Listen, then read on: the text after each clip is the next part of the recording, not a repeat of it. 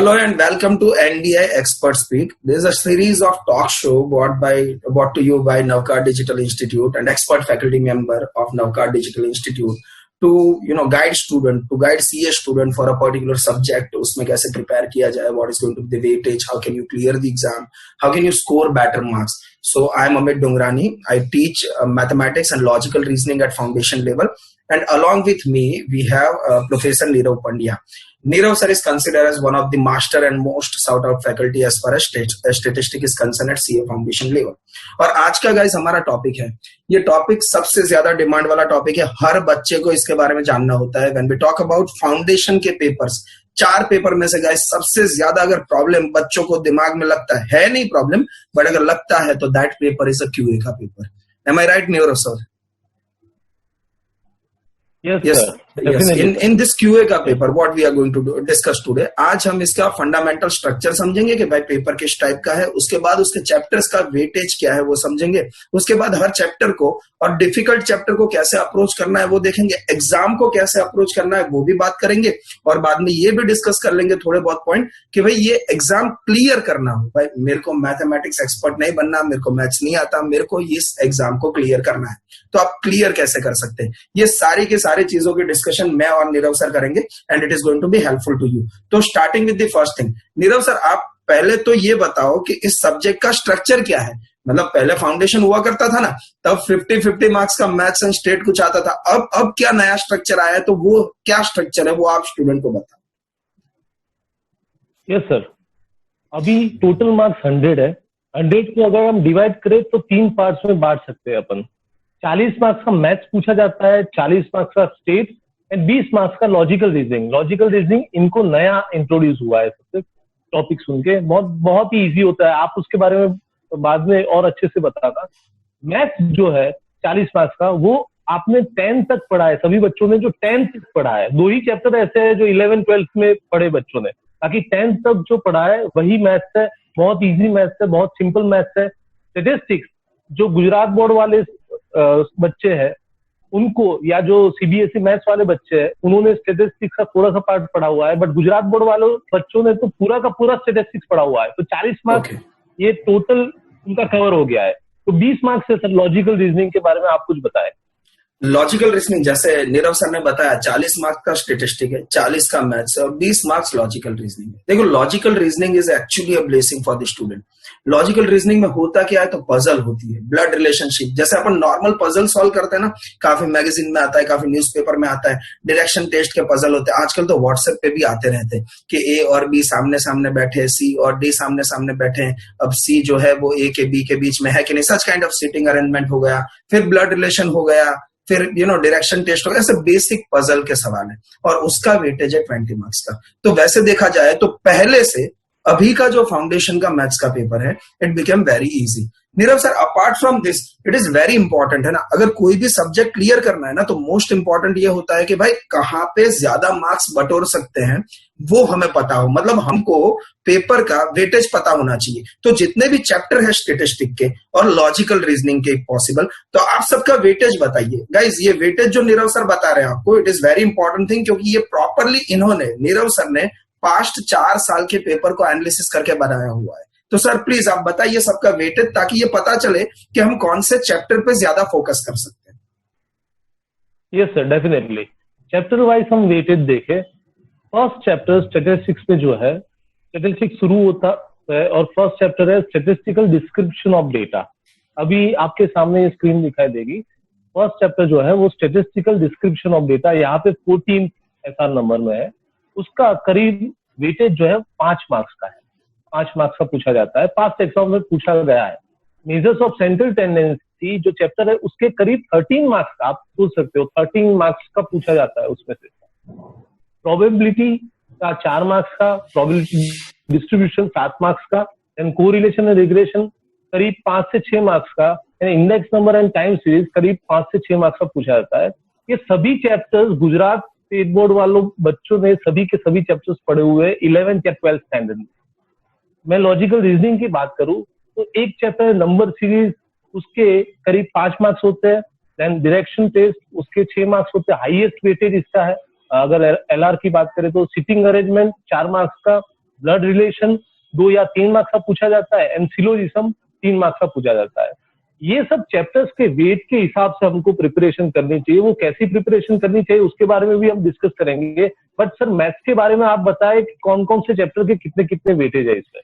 ऐसे स्क्रीन पे दिख रहा है नीरव सर, तो मैथ्स में अगर देखा जाए तो हाईएस्ट वेटेज वाला जो चैप्टर है time value of money. Time value of money मतलब कौन सा, simple interest, compound interest, annuity वाला चैप्टर है ये।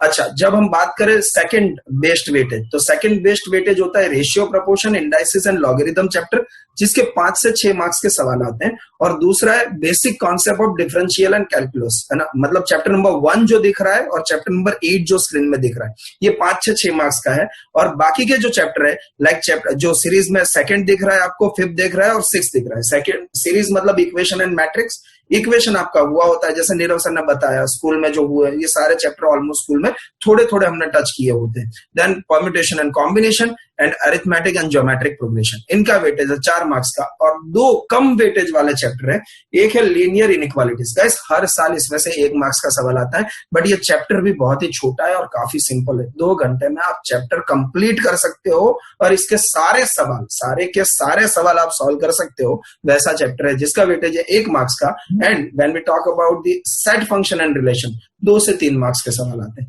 मतलब ओवरऑल अगर देखा जाए मैथ्स में, तो I think time value of money is the chapter which has the highest marks. सबसे ज्यादा अगर फोकस करने वाला कोई एरिया हो ना, तो टाइम वैल्यू ऑफ मनी है। तो टाइम वैल्यू ऑफ मनी एक हाईएस्ट मार्क्स वाला है। दूसरा अगर सर का स्टेटिस्टिक का देखा जाए तो मेजर ऑफ सेंट्रल टेंडेंसी, ये जो है वो ज्यादा मार्क्स का है। और सेकंड कैटेगरी में जो हाईएस्ट मार्क्स के चैप्टर आते हैं उसमें you can see ratio, proportion, logarithm, indices हो गया, फिर सर का इंडेक्स नंबर वाला चैप्टर हो गया, है ना, उसके बाद कोरिलेशन, रिग्रेशन हो गया। इनके भी वेटेज मतलब 5 से 6 मार्क्स के होते हैं। तो वेटेज के हिसाब से दिस इज द कैलकुलेशन।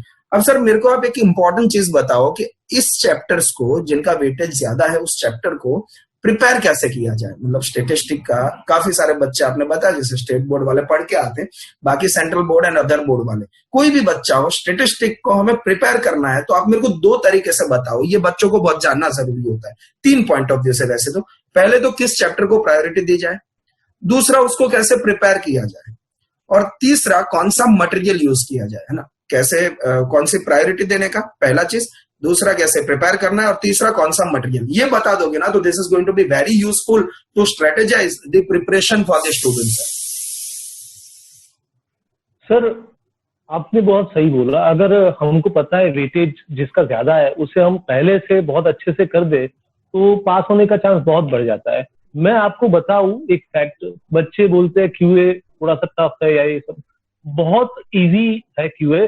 अगर मैथ्स और स्टेट्स की बात करूं मैं, तो पूरे मैथ्स और स्टेट्स के 80 मार्क्स में से पूरा अगर आपको पास करना है, अगर आपको 40 मार्क्स लाने 80 में से 40, तो 3 चैप्टर ही अगर आप करके जाओ, एक है मेजर ऑफ सेंट्रल टेंडेंसी इस स्टैटिस्टिक्स का, एक है डिस्क्रिप्शन ऑफ डेटा, और तीसरा है time value and money mathematics का है। तो ये 3 मार्क्स में से, 3 चैप्टर में से ही करीब 40 मार्क्स का कवर हो जाता है। तो टू स्कोर मार्क्स बहुत ईजी है। आपने दूसरा क्वेश्चन पूछा कि इसको कैसे अप्रोच किया जाए। सबसे पहले सबसे बड़ी गलती जो बच्चों से होती है स्टैटिस्टिक्स में, मैं स्टैटिस्टिक्स की बात कर रहा हूँ, वो ये है कि वो थ्योरी को इग्नोर कर देते हैं, जबकि पास्ट एग्जाम में करीब 40% थ्योरी क्वेश्चंस पूछे गए हैं। ओके। स्कूल में ऐसा होता था कि प्रैक्टिकल्स पे ज्यादा ध्यान देते थे बच्चे। अभी आपको पहला जो क्रम है ना, सबसे पहले चैप्टर के कंसेप्ट करने हैं, क्योंकि वो कंसेप्ट बेस्ड थ्योरी होगी। जो भी क्वेश्चंस पूछे गए पास में और अभी भी पूछ सकते हैं, वो कंसेप्ट बेस्ड होंगे।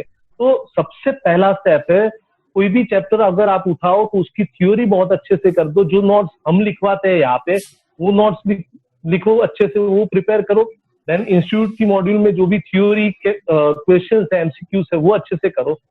मटेरियल के बारे में बताइए।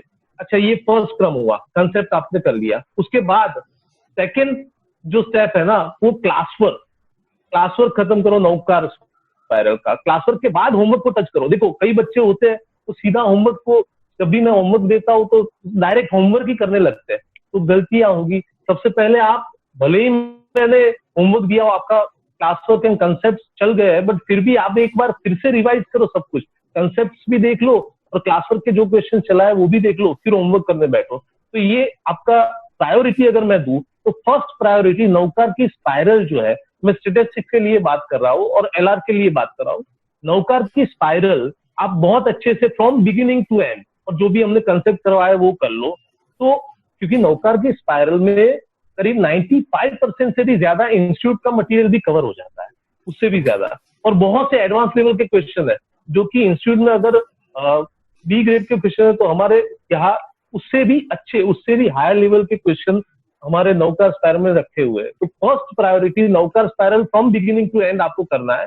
सेकेंड प्रायोरिटी इंस्टीट्यूट मॉड्यूल, वो कंप्लीट करना है आपको। उसमें से 95% तो पहले आपने किया ही हुआ है, जब नौकार स्पाइरल कर दी तो हो गया वो। और तीसरी प्रायोरिटी जो है वो पास्ट ईयर्स पेपर, ये कभी मत छोड़ना, क्योंकि सर भी अग्री हो गए इस बात से कि कॉम्पिटिटिव एग्जाम में पास्ट ईयर के पेपर की बहुत इंपॉर्टेंस होती है। किस प्रकार से, किस ट्रेंड से वो लोग क्वेश्चंस पूछते हैं, वो आपको अगर पता हो पहले से तो आप उस प्रकार से प्रिपरेशन करें। सर मैथ्स के बारे में आप बताएं। राइट। जैसे नीरव सर ने बताया स्टेटिस्टिक में, if I want to sum up Nirav sir, तो आप ये बोल रहे हो कि मेजर ऑफ सेंट्रल टेंडेंसी एक चैप्टर है, स्टेटिस्टिकल डिस्पर्शन ऑफ डेटा है, और एक है मैथ्स ऑफ फिनेंस। ये तीन सबसे पहली प्रायोरिटी वाले चैप्टर है। दूसरा, अगर प्रिपेयर करना है तो पहले कॉन्सेप्ट कर लो और थियरी करो उसका, क्योंकि थियरी में से सवाल आते हैं। तो कॉन्सेप्ट याद रखने, थियरी याद रखने, उसके बाद प्रिपरेशन का सेकंड स्टेज चालू होता है जिसमें आपको प्रैक्टिकल सम सॉल्व करना है। और प्रैक्टिकल सम सॉल्व करने के लिए क्या है, तो पहले नवकार का क्लास वर्क करना है, क्योंकि एज वी नो मैथ्स का भी मटेरियल में अगर बच्चों को बताऊं तो मैथ्स में भी इट इज लाइक दैट कि क्लास वर्क में बेसिक क्वेश्चन होते हैं, फिर धीरे धीरे डिफिकल्ट क्वेश्चन आते हैं, वन बाय वन कॉन्सेप्ट आते हैं, और उसके बाद आप है ना, जब क्लास वर्क खत्म करो ना तो आप आधे वॉरियर बन जाते हो, और उसके बाद आपको होमवर्क छूना है और पास्ट पेपर करना है। ये सीक्वेंस है। जब मैथ्स का मैं बात करूंगा तो as sir rightly said, maths और फाइनेंस का वेटेज गाइस होता है 13 से 14 मार्क्स का। और सबसे इंपॉर्टेंट चीज मैथ्स के कोई भी चैप्टर में अगर करनी है ना, तो सबसे पहले आपको फॉर्मूला एंड आइडेंटिटी ये याद रख लेना है। देखो, तुम 12 घंटे मैथ्स और फाइनेंस में डालोगे ना, उससे ज्यादा अच्छा ये होगा कि 3 घंटे मैथ्स और फाइनेंस में डाल के उसकी सारी की सारी आइडेंटिटी याद कर लो, फॉर्मूला याद कर लो। पूरा का पूरा पेपर जो 40 मार्क्स का मैथ्स का आता है ना guys, 25 to 30 marks direct formula based सवाल होते हैं। तो इट इज क्राइम अगर तुम फॉर्मूला याद नहीं करते हो ना, तो इट इज क्राइम। तो पहले तो मैथ्स और फाइनेंस में, और दूसरा Nirav sir, as we know maths और फाइनेंस में नवकार के कोई भी बच्चे को प्रॉब्लम नहीं होता है, because we have superstar with us Nainsingh sir. The way he explain, the way he, Navkar के बच्चे तो जानते भी है, खाली 2 घंटे में कैलकुलेटर ऐसा सिखा देते वो करना कि आप सारे के सारे सम कुछ भी लिखे बिना कैलसी पे सॉल्व कर पाओ। तो मैथ्स और फाइनेंस पे फोकस करना है। और वो भी कैसे करना है, तो पहले तो सारी आइडेंटिटी कर लेनी है। तरीका यही है प्रिपरेशन का गाइस, पहले सारी आइडेंटिटी करनी है। प्रायोरिटी कौन कौन से चैप्टर करने, इजी वाले सारे चैप्टर कर लो, इसमें कोई भी डिफिकल्ट चैप्टर नहीं है, 2 को छोड़ के। एक है डिफिकल्ट पार्ट, ये है डेरिवेटिव एंड इंटीग्रेशन, जो 8 नंबर का था। आपने शायद वो वेटेज मैंने रखा तब स्क्रीनशॉट ले लिया होगा, स्टूडेंट को बोल रहा हूं मैं, अगर स्क्रीनशॉट ले लिया है आपने तो आप देख पाओगे डिफरेंशिएशन इंटीग्रेशन वो 5 से 6 मार्क्स का है। और पहला वाला चैप्टर था ratio, proportion, indices and logarithm, वो 5 से 6 मार्क्स का। ये हैवी मार्क्स वाले चैप्टर है। बेसिक सबसे पहले तो मैथ्स और फाइनेंस, उसके बाद परम्यूटेशन कॉम्बिनेशन होगा, फिर इंडाइसिस वाला फर्स्ट चैप्टर हो गया, देन डिफरेंशिएशन इंटीग्रेशन हो गया। ये 5 चैप्टर ही आपके 25 से 30 मार्क्स है guys, 25 marks out of 40, 25 marks. उसमें इजी कितने है, तो पहला वाला चैप्टर 5 मार्क्स का इजी है, ये मैथ्स और फाइनेंस आपका इजी है, और वो तो डिफिकल्ट लग रहा है ना, तो भी उस पर हार्डवर्क करके आपको इजी कर देना पड़ेगा, है ना। क्यों, क्योंकि उसका वेटेज ज्यादा है। एक्चुअल में डिफिकल्ट देखा जाए ना, तो एक्चुअल में डिफिकल्ट चैप्टर है integration, differentiation and permutation combination. अब यहाँ पे मैं आपको बताता हूँ प्रिपेयर कैसे करना है। आगे के जितने भी एक स्टेप तो मैंने आपको बता दिया कि you need to learn all the formulas. Difficult chapter में क्या करना होता है गाइस, डिफिकल्ट चैप्टर में हमें पूरा का पूरा चैप्टर नहीं छोड़ना है। डिफिकल्ट चैप्टर की भी मैं बात करूं तो डिफरेंशिएशन इंटीग्रेशन 5 से 6 मार्क्स का आता है, बट उसमें से हर साल का ट्रेंड है, एक ऐसा सवाल आता है जो डिफिकल्ट होता है, तो वो एक सवाल डिफिकल्ट के चक्कर में हम पूरा चैप्टर नहीं छोड़ सकते। अगर हम बेसिक फॉर्मूलाज, बेसिक आइडेंटिटी कर दे तो उसमें से आप इजीली 3 से 4 मार्क्स ला सकते हो। तो प्रिपरेशन का सीक्वेंस जैसे सर ने बताया वही है। थियरी, यस, थियरी स्टैटिस्टिक में आता है, थियरी मैथ्स में नहीं आता, थियरी बेस्ड क्वेश्चन मैथ्स में नहीं होते, तो हमें थियरी वाला पार्ट नहीं रहेगा। थियरी की जगह हमें आइडेंटिटी एंड फॉर्मूला कर लेना है, उसके बाद क्लास वर्क करना है, क्लास वर्क के बाद होमवर्क 1-2 करना है, और ये सब खुद से करना है गाइस। मैथ्स का ऐसा हिसाब होता है कि जितना प्रिपरेशन करोगे ना उतना आपको याद रहेगा। जैसे मैं आपको बोलूं कि 50 सवाल है, वो 50 सवाल को एक बार सॉल्व करोगे ना तो उससे ज्यादा ज्ञान वही 50 सवाल 2 बार करोगे ना तो मिल जाएगा, भले सेम क्वेश्चन है, but if you do it repetitively know you are going to be confident as well as you learn new insight out of it. तो आप लोगों को 2 बार सॉल्व करना है नवकार स्पाइरल। क्लास वर्क हो गया, एक बार क्लास में ही होता है, वीडियो लेक्चर में ही होता है, दूसरी बार खुद सॉल्व कर लेना एक बार अच्छे से। नवकार का क्लास वर्क, होमवर्क 1, होमवर्क 2, ये खत्म होने के बाद as sir said past question paper. वैसे हमारे नवकार के मटेरियल में it is included, past question paper भी इंक्लूडेड है, उसमें सवाल चैप्टर वाइज एमटीपी आरटीपी जो होते हैं वो भी इंक्लूडेड है। तो पास्ट पेपर एमटीपी आरटीपी कर लेना है। ये इंपॉर्टेंट जो चैप्टर मैंने बताया 4-5 जिसका वेटेज ज्यादा है उसका आपको फर्स्ट गो में सब कर ही लेना है ना। तो ये हो गया आपका स्ट्रेटेजी फॉर द प्रिपरेशन।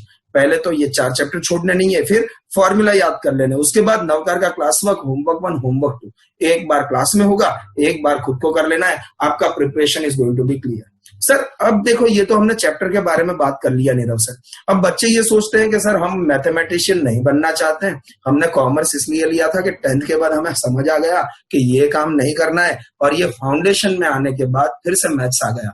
मुद्दा बच्चों का ये है कि 100 में से हमें लाने 40 मार्क्स। सर 40 मार्क्स आ गए ना मतलब हमारी नैया पार है, तो ये नैया पार करवाने का कोई तरीका आप डिस्कस करो सर। सर बहुत सिंपल है, बहुत सिंपल सा तरीका है। जो बच्चे सर जब भी सिंपल बोलते हैं ना लोगों की हार्ट बीट बढ़ जाती है कि यार मैथ्स का पेपर ये आदमी बोल रहा है सिंपल है, बट होगा सिंपल, चलो बात करते हैं, समझते हैं, सिंपल होगा तभी सर बोल रहे होंगे। Yes sir. Sir Gujarat board वाले बच्चे हो उनके लिए मेन फोकस अगर पास करने का उनका इरादा है, खाली पासिंग की बात कर रहा हूँ मैं, पहले सिक्योर कर दे और फिर उसको स्कोरिंग करने का ट्राई कर दे। Right sir, right sir. वैसे भी कोई भी पेपर हो तो सबसे पहले लोगों के स्टूडेंट के दिमाग में यही होना चाहिए कि भाई पहले पास कर लेता हूँ। पहले प्रिपरेशन 0 से चालू करोगे तो पहले 40 तक पहुंच सकता हूँ, उसके बाद 90 कैसे पहुंचने को। तो मैथ्स में नॉर्मली बहुत सारे ऐसे स्टूडेंट है जिनको कंसर्न पास का होता है, इसीलिए हम पहले पास की बात करते हैं, फिर 90 मार्क्स वाले कैसे 90 लेके आ जाते हैं वो बात करते हैं सर प्लीज। Yes sir. तो जो गुजरात बोर्ड वाले बच्चे हैं उनको सबसे पहली प्रायोरिटी स्टैटिस्टिक्स को देनी चाहिए। ये बात थोड़ी सी अलग लगेगी बट क्योंकि स्टैटिस्टिक्स उन्होंने पढ़ा हुआ है पूरा का पूरा 11 एंड 12th में, तो स्टैटिस्टिक्स से 40 मार्क्स में से ज्यादा मार्क्स कवर कर पाएंगे वो लोग अगर उस पे फोकस करेंगे। तो सबसे पहले statistics, then logical reasoning, then mathematics. मैं ये नहीं कह रहा कि कोई भी पार्ट छोड़ना है उसको, बट प्रायोरिटी इस हिसाब से उसको देनी है।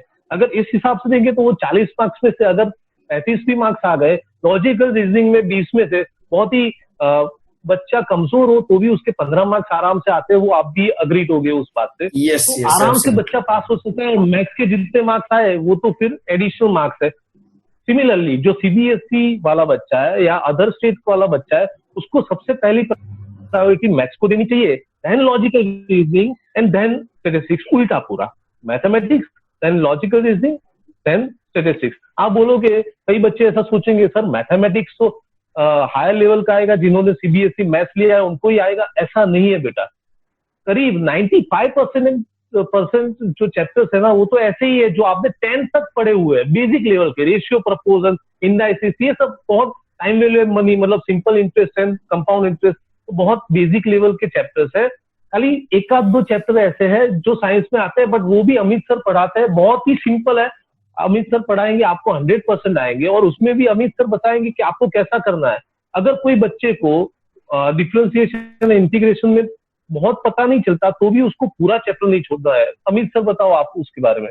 हाँ, जैसा मैंने बताया ना सर, कोई भी चैप्टर को पूरा छोड़ना नहीं है, हमें बेसिक सवाल कर लेने। देखो कोई भी चैप्टर 100% आना वो तो क्या है कि बहुत ज्यादा डिफिकल्ट चीज है। 100% पूरा का पूरा चैप्टर, उससे अच्छा उसको 60% प्रिपेयर कर लो तो भी अच्छे मार्क्स आ सकते हैं। तो डिफरेंशिएशन इंटीग्रेशन में गाइस यही करना होता है। डिफरेंशिएशन इंटीग्रेशन में बेसिक सवाल कर लो आप, बेसिक फॉर्मूला कर लो और बेसिक सवाल आप सॉल्व कर लो, तो आपके टोटल जो 6 मार्क्स होते हैं ना, 6 मार्क्स, 5 से 6 मार्क्स का डिफरेंशिएशन, उसमें से आप इजीली 4 मार्क्स ला सकते हो। मतलब 5 से 6 घंटे क्लासरूम स्टडी करना है और घर पे जाके आपको 6-7 घंटे डालने, मतलब टोटल 12 घंटे में आपके 4 मार्क्स सिक्योर हो जाएंगे। सो जैसे सर ने बताया, फिर से एक बार 40 मार्क्स अगर लाने हैं तो हम कैसे कवर कर सकते हैं। तो जैसे एक तो हो गया लॉजिकल रीजनिंग का, सर बता रहे थे लॉजिकल रीजनिंग के बारे में। लॉजिकल रीजनिंग का जैसे 20 है उसमें से 16 आ सकते हैं। Yes sir, yes sir, definitely sir. तो जो 20 में से 16 मार्क्स उसके आराम से ले आओगे। टोटल आपके कितने मार्क्स लाने हैं? 40 मार्क्स। गुजरात बोर्ड स्टूडेंट का केस मैं बता देता हूं, 20 में से आप 15 से 16 मार्क्स लॉजिकल रीजनिंग में ले आओगे। 40 में से अब आपको लाने स्टेटिस्टिक के 40 में से आप इजीली 20 ले आओगे। अगर आपका स्टेटिस्टिक बुरा है तो, अच्छा है तो आप अच्छा स्कोर कर ही सकते हो, बट बुरा है तो 20 ले आओगे। तो 15 एलआर के हो गए, 20 हो गए आपके स्टेटिस्टिक के, तो टोटल कितने मार्क्स हो गए आपके? 35 हो गए। अब बाकी रहे 5 मार्क्स गाइस, और आपके पास माल कितना पड़ा है? पूरा का पूरा मैथमेटिक्स का। उसमें मैं आपको बताऊं, इनइक्वालिटीज वाला चैप्टर, इनइक्वालिटीज में कोई गलत हो ही नहीं सकता, ये चैप्टर इसी टाइप का। और मैथ्स ऑफ फाइनेंस तो हमें प्रिपेयर करना ही है, उसके भी बेसिक सवाल आ जाते हैं। तो 10 एक मार्क्स मैथ्स ऑफ फाइनेंस के, मतलब 40 और 10 50। और सिंपल वाले जो इक्वेशन है, फिर ये इनइक्वालिटीज है, फिर रेशियो प्रपोर्शन है, लॉगरिथम है, इसमें से भी आपको 7 से 8 मार्क्स ऐसे सिंपल दिखने वाले मिल जाएंगे। तो 58, ये टोटल 50 to 60 क्वेश्चन कोई भी बंदा मिड प्रिपरेशन से भी कर सकता है। ये 60 क्यों करने हैं 40 में से? क्योंकि there is something called as negative marking, है ना। 0.25 नेगेटिव मार्किंग होता है, तो ऐसा नहीं है 40 का ही प्रिपरेशन करना है। प्रिपरेशन करना होता है 60 तक का। 60 का प्रिपरेशन करोगे, 60 अटेम्प्ट करोगे, और उसके बाद आपकी एक्यूरेसी के हिसाब से आप पास तो कर ही जाओगे। सर अब एक इंपॉर्टेंट चीज बताओ, ये तो हो गया पास का। पास करना है तो बेसिक वाले चैप्टर करना है और डिफिकल्ट वाले चैप्टर छोड़ने नहीं है। और स्टेटिस्टिक में जैसे आपने बताया कि प्रैक्टिकल भले है, थियरी करना ही है, क्योंकि थियरी का 50% सवाल थियरी से आता है। और उसके लिए आप नवकार का स्पाइरल, आपका मटेरियल, आप जो नोट्स लिखवाते हो वो सब यूज कर सकते हो। और मटेरियल की प्रायोरिटी क्या रहेगी? तो मटेरियल की प्रायोरिटी है अपने लिए नवकार का स्पाइरल कर दो, उसके बाद मॉड्यूल देख लो थियरी पढ़ने के लिए, और उसके बाद आपके पास्ट पेपर एमटीपी आरटीपी कर लो। That is enough to get a good score also. अब सर ये बताओ कि हमारे नवकार की जब बात करें तो लास्ट अटेम्प्ट में there are lots of kids जिसका 90+ मार्क्स आया था, है ना। तो ये क्या गेम है यार? लोगों को तो डर लगता है। ये 90+ लाने का फॉर्मूला आप बताओ सबको। सर बहुत सिंपल है, बहुत सिंपल है। सबसे पहले सबसे इंपॉर्टेंट बात यह है कि 100 मार्क्स में से जितने भी चैप्टर्स है ना, उनको आप एबीसी ग्रेडिंग करना, ये सबसे प्रायोरिटी में मैं बोलता हूँ। जब भी हमारा सिलेबस स्टार्ट हो रहा हो उसके पहले मेरा फर्स्ट लेक्चर में ये बोलता होगा कि एबीसी ग्रेडिंग में आप बाइफरगेट कर दो। एबीसी ग्रेडिंग मतलब क्या? ए ग्रेड चैप्टर्स मतलब जो आपको करीब 100% आते हैं। बी ग्रेड चैप्टर उल्टा, ए ग्रेड चैप्टर मतलब करीब 100% आते हैं। बी ग्रेड चैप्टर मतलब आपको करीब 60 to 70% आता है, मतलब 60 या उससे ज्यादा। तो सी ग्रेड चैप्टर मतलब जो आपको नहीं आते, कमजोर है आपके, करीब 20-30% आते आपको या नहीं आते। आपको ऐसा करना है, ऐसी प्रिपरेशन करनी है अगर आपको स्कोर लाना है कि जो ए ग्रेड वाले चैप्टर्स है ना, वो आपके करीब मोर देन 60% हो जाने चाहिए। पूरा जितने चैप्टर्स है ना उसमें से करीब 60% चैप्टर्स आपके ए ग्रेड में कवर हो जाने चाहिए। मतलब आप ये बोलते हो सर कि अगर 10 चैप्टर होंगे तो 6 चैप्टर आपके ए कैटेगरी में होने चाहिए, ऐसे आप कैलकुलेशन बता रहे हो ना, कि भाई टोटल चैप्टर में से 60% ए कैटेगरी के होने चाहिए। Okay please sir, please. ये सर, और ये ए ग्रेड के चैप्टर में दूसरी एक बात याद रखो कि 3 चैप्टर्स जो अमित सर ने भी डिस्कस किए, मैंने भी डिस्कस किए, स्टैटिस्टिक्स के 2, major of central tendency and first chapter, and mathematics का एक टाइम वैल्यू एंड मनी होना ही चाहिए। क्योंकि ऐसा नहीं होना चाहिए कि वो ए ग्रेड में नहीं है तो फिर कोई वेटेज ही नहीं हुआ इसका। ए ग्रेड के चैप्टर में जैसे मैंने बताया कि 60% चैप्टर्स होने चाहिए।